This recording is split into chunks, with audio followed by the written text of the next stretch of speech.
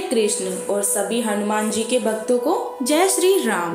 प्रिय श्रोताओं, आज मंगलवार के दिन आप सभी सुनेंगे मंगलवार के व्रत की पावन कथा। मंगलवार के व्रत की पहली कथा के अनुसार प्राचीन काल की बात है। एक नगरी में एक ब्राह्मण दंपति रहते थे। उनकी कोई संतान नहीं थी, जिससे वे दोनों अत्यंत दुखी रहते थे। हर बार की तरह इस बार भी वह ब्राह्मण वन में पूजा करने के लिए गए। वहां बैठकर उन्होंने विधि विधान से पूजा की और पूजा के बाद हनुमान जी से पुत्र प्राप्ति की प्रार्थना की। उधर ब्राह्मण के घर पर ब्राह्मणी भी पुत्र प्राप्ति के लिए हर मंगलवार का व्रत रखती थी। वह प्रत्येक मंगलवार व्रत के अंत में बजरंग बली को भोग लगाकर तभी भोजन ग्रहण करती थी। एक दिन किसी कारणवश ब्राह्मणी ना तो भोजन बना पाई, ना ही हनुमान जी को भोग लगा पाई।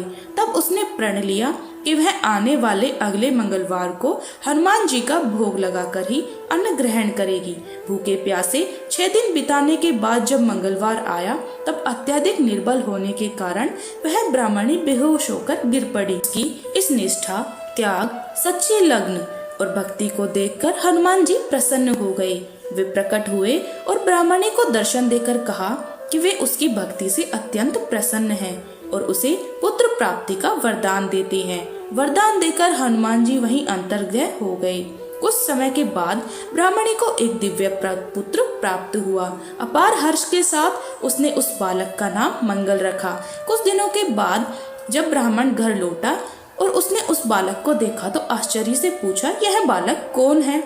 जब ब्राह्मणी ने पूरी कथा सुनाई तो ब्राह्मण ने उनकी बातों पर विश्वास नहीं किया और वह इसे छलपूर्ण मानने लगे। एक दिन अवसर मिलने पर ब्राह्मण ने उस बालक को कुएं में गिरा दिया। घर लौटने पर जब ब्राह्मणी ने पूछा कि पुत्र मंगल कहाँ है, तभी पीछे से मंगल मुस्कुराते हुए आया। उसे सकुशल देखकर ब्राह्मण चकित रह गए। उसी रात हनुमान जी ने स्वप्न में ब्राह्मण देवता को दर्शन देकर कहा कि वह बालक उन्होंने ही ब्राह्मणी को वरदान स्वरूप दिया है।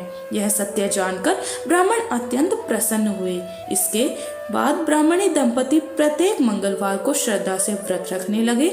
जो मनुष्य मंगलवार व्रत की इस कथा को पढ़ता या सुनता है और नियम पूर्वक व्रत करता है, उसे हनुमान जी की कृपा से सभी कष्टों से मुक्ति मिलती है। तब जीवन में सभी प्रकार के सुख प्राप्त होते हैं और वह हनुमान जी की विशेष कृपा का पात्र भी बन जाता है। एक बार व्यास जी ने कहा कि एक बार नैमिषारण्य तीर्थ में 88,000 मुनि एकत्रित होकर पुराणों के ज्ञाता श्री सूत जी से पूछकर कहने लगे, हे महामुनि, आपने हमें अनेक पुराणों की कथा सुनाई है। आप कृपया करके ऐसा व्रत और कथा बताइए जिसके करने से संतान की प्राप्ति और मनुष्य को रोग, शोक, अग्नि, सर्व दुख आदि का भय दूर हो जाए, क्योंकि कलयुग में तो सभी जीवों की आयु बहुत कम है। फिर इस पर उन्हें रोग, चिंता, कष्ट लगे रहेंगे, तो ऐसे में वे अपना ध्यान श्री हरि के चरणों में भला कैसे लगा सकेंगे। तब श्री सूत जी बोले, हे मुनियों, आपने लोक कल्याण के लिए बहुत ही उत्तम बात पूछी है। एक बार धर्मराज युधिष्ठिर ने भगवान श्री कृष्ण से लोक कल्याण के लिए यही प्रश्न किया था। भगवान श्री कृष्ण और युधिष्ठिर के बीच जो वार्तालाप हुआ था, जो संवाद हुआ था, वह तुम्हारे सामने कहता हूँ, ध्यान देकर सुनो। एक समय पांडवों की सभा में श्री कृष्ण जी बैठे हुए थे। तब युधिष्ठिर महाराज ने भगवान श्री कृष्ण से प्रश्न किया, हे गोविंद, हे माधव, आपने मुझे अनेक कथाएं सुनाई हैं। आज आप कृपया करके ऐसा व्रत या कथा सुनाइए जिसके करने से मनुष्य को रोग, चिंता का भय दूर हो और उसे पुत्र की प्राप्ति हो। हे प्रभु, बिना पुत्र के जीवन व्यर्थ है। पुत्र के बिना मनुष्य नरकगामी होता है। पुत्र के बिना मनुष्य पितृ ऋण से छुटकारा नहीं पा सकता और ना ही उसका पुण्यक नामक नरक से उद्धार हो सकता है। इसलिए पुत्रदायक व्रत बतलाइए। तब भगवान श्री कृष्ण इस प्रकार बोले, हे राजन, मैं एक प्राचीन इतिहास सुनाता हूँ, आप उसे ध्यान पूर्वक सुनो। कुंडलपुर नामक एक नगर था।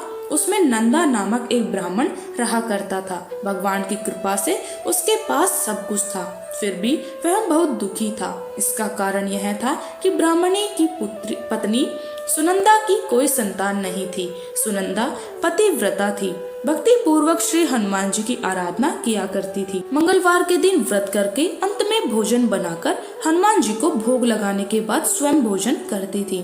एक बार मंगलवार के दिन वह ब्राह्मणी घर के काम की अधिकता के कारण हनुमान जी को भोग न लगा सकी, तो उसे इस बात का बहुत दुख हुआ। उसने कुछ भी नहीं खाया और मन में प्रतिज्ञा की कि अब तो अगले मंगलवार को ही हनुमान जी को भोग लगाकर मैं अन्न और जल ग्रहण करूंगी। ब्राह्मणी सुनंदा प्रतिदिन भोजन बनाती, श्रद्धा पूर्वक पति को खिलाती, किंतु खुद भोजन नहीं करती और मन ही मन श्री हनुमान जी की आराधना किया करती थी। इसी प्रकार 6 दिन गुजर गए और ब्राह्मणी सुनंदा अपने निश्चय के अनुसार भूखी प्यासी निरहार रही। अगले मंगलवार को ब्राह्मणी सुनंदा प्रातःकाल ही मूर्छित होकर गिर पड़ी। ब्राह्मणी सुनंदा की इस असीम भक्ति के प्रभाव से बजरंगबली हनुमान जी बहुत प्रसन्न हुए और प्रकट होकर बोले, सुनंदा, मैं तेरी भक्ति से बहुत प्रसन्न हूँ, तू उठ और कोई वर मांग। सुनंदा ने अपने आराध्य देव श्री हनुमान जी को देखकर आनंद की अधिकता से विवल होकर श्री हनुमान जी के चरणों में गिरकर बोली, प्रभु, मेरी कोई संतान नहीं है, कृपा करके मुझे संतान प्राप्ति का आशीर्वाद दे दीजिए तो आपकी अति कृपा होगी। तब बजरंगबली जी बोले, तेरी इच्छा अवश्य पूर्ण होगी, तुझे कन्या पैदा होगी, उसके अष्टांग प्रतिदिन सोना दिया करेंगे। ऐसा कहकर बजरंगबली हनुमान जी अंतर्ध्याय हो गए। अब तो सुनंदा बहुत प्रसन्न हुई और सभी समाचार अपने पति से कह सुनाया। ब्राह्मण देव कन्या का वरदान सुनकर कुछ दुखी हुए, किंतु सोना मिलने की बात सुनी तो बहुत प्रसन्न हो गए। सोचा कि ऐसी कन्या के साथ तो मेरी निर्धनता भी दूर हो जाएगी। अब बजरंगबली की कृपा से वह ब्राह्मणी जल्दी ही गर्भवती हुई और 10वें महीने में उसे बहुत ही सुंदर पुत्री पैदा हुई। वह पुत्री अपने पिता के घर में ठीक उसी तरह से बढ़ने लगी जिस प्रकार शुक्ल पक्ष का चंद्रमा बढ़ता है। 10वें दिन ब्राह्मण ने उस बालिका का नामकरण संस्कार कराया। उसके कुल पुरोहित ने उस बालिका का नाम रत्नावली रखा, क्योंकि यह कन्या सोना प्रदान किया करती थी। इस कन्या ने पूर्व जन्म में बड़े ही विधान से मंगल देव का व्रत किया था। रत्नावली का अष्टांग बहुत सा सोना देता था। उस सोने से नंदा ब्राह्मण बहुत जल्दी धनवान हो गया।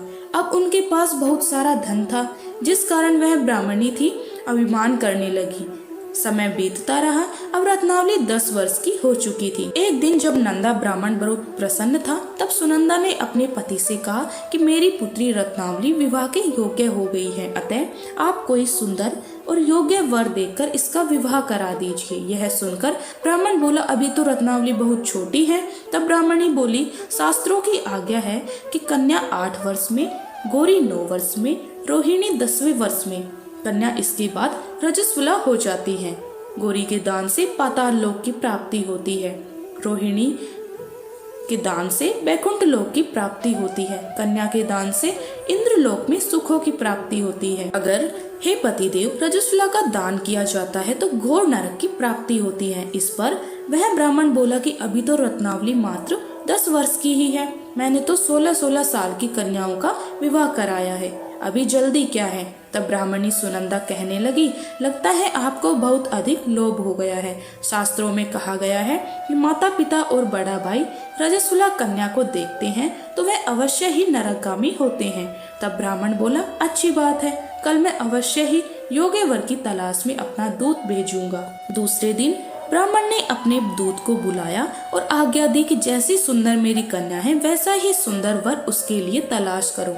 अब वह दूत अपने स्वामी की आज्ञा पाकर निकल पड़ा। पंपाई नगर में उसने एक सुंदर लड़के को देखा। यह बालक एक ब्राह्मण परिवार का बहुत गुणवान पुत्र था। इसका नाम था सोमेश्वर। दूत ने इस सुंदर और गुणवान ब्राह्मण पुत्र के बारे में अपने स्वामी को पूरा परिचय दिया। ब्राह्मण नंदा को भी सोमेश्वर अच्छा लगा और फिर शुभ मुहूर्त में विधि पूर्वक कन्यादान करके ब्राह्मणी और ब्राह्मण संतुष्ट हो गए। परंतु ब्राह्मण के मन में तो लोभ समाया हुआ था। उसने कन्यादान तो कर दिया था, लेकिन वह बहुत ज्यादा बेचैन था। उसने सोचा कि रत्नावली तो अब चली जाएगी और मुझे उससे जो सोना मिलता था वह अब नहीं मिलेगा। मेरे पास तो धन था, कुछ तो इसके विवाह में खर्च हो गया और जो बचा हुआ है वह भी कुछ दिनों में समाप्त हो जाएगा। मैंने तो इसका विवाह करके बहुत बड़ी भूल कर दी। अब कोई ऐसा उपाय हो कि रत्नावली मेरे घर में ही बनी रहे, अपने ससुराल ना जाए। लोभ रूपी राक्षस ब्राह्मण के मस्तिष्क पर छाता रहा। रात भर वह अपने बिस्तर पर बेचैनी से करवट बदलते रहता था और उसने एक बहुत ही क्रूर निर्णय लिया।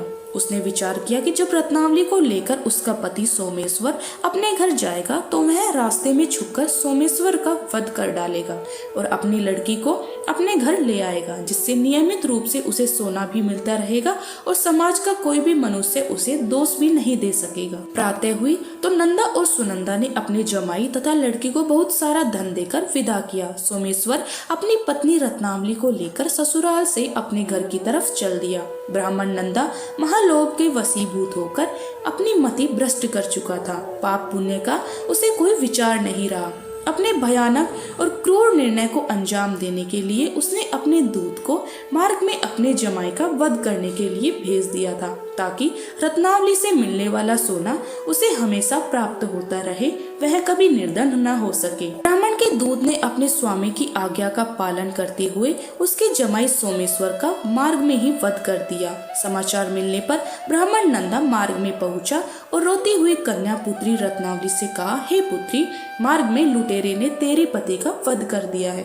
भगवान की इच्छा के आगे किसी का कोई वश नहीं चलता। अब तू घर चल, वहाँ पर ही रहकर शेष जीवन बिताना। जो भाग्य में लिखा है वही होगा। अपने पति की अकाल मृत्यु से रत्नावली बहुत दुखी हुई, करुण, रुकंदन और रोते हुए वह अपने पिता से कहने लगी, हे पिताजी, इस संसार में जिस स्त्री का पति नहीं है उसका तो जीवन व्यर्थ है। मैं अपने पति के ही साथ अपने शरीर को जला दूंगी और सती होकर अपने इस जन्म को माता पिता के नाम को और सास ससुर के यश को सार्थक करूंगी। ब्राह्मण नंदा अपनी पुत्री रत्नावली के वचनों को सुनकर बहुत दुखी हुआ। सोचने लगा, मैं तो व्यर्थ जमाई वध का पाप अपने सिर ले लिया। रत्नावली तो उसके पीछे अपने प्राण तक देने को तैयार है। मेरा तो दोनों तरफ से मरण हो गया।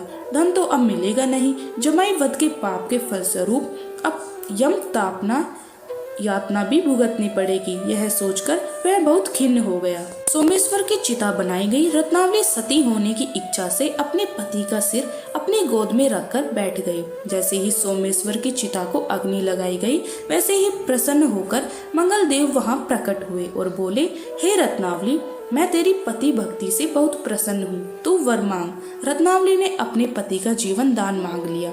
तब मंगलदेव बोले, रत्नावली, तेरा पति अजर अमर है, यह महाविद्वान भी होगा और इसके अलावा तेरी जो इच्छा हो वो मांग।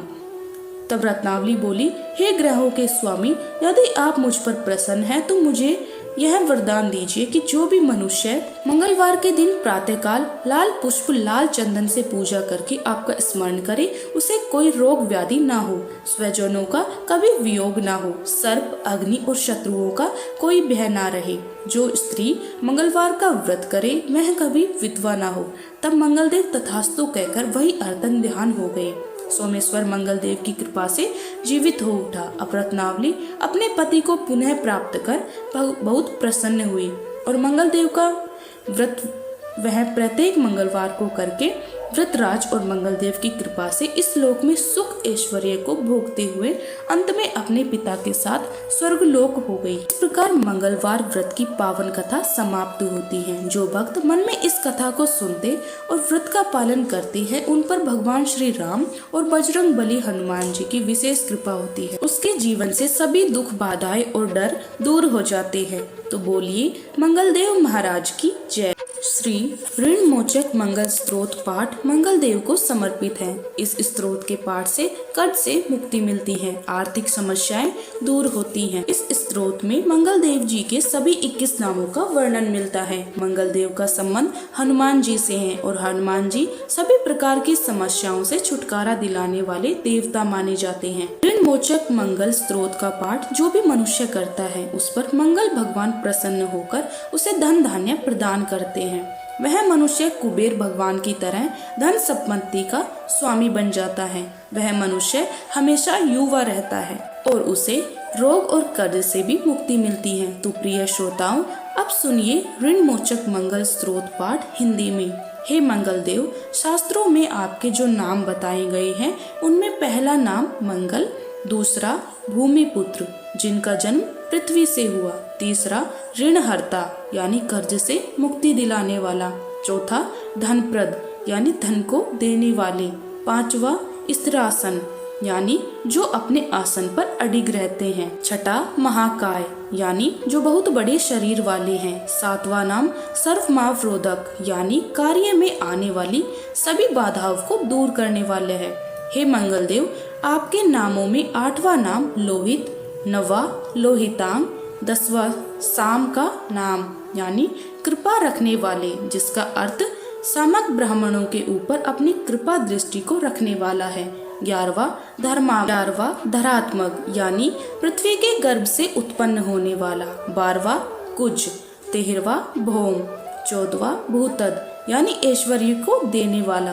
15वां भूमि नंदन, यानी पृथ्वी को आनंद देने वाला। हे मंगल देव, आपके नामों में 16वां नाम अंगारक, 17वां यम, 18वां सर्वोपगारक, अर्थात समस्त तरह की कठिनाइयों को दूर करने वाला। 19वां वृष्टिकर्ता, अर्थात वृष्टि करने वाले, यानी वर्षा कराने वाला। 20वां नाम वृष्टिहर्ता, अर्थात बारिश न होने के कारण अकाल लाने वाला।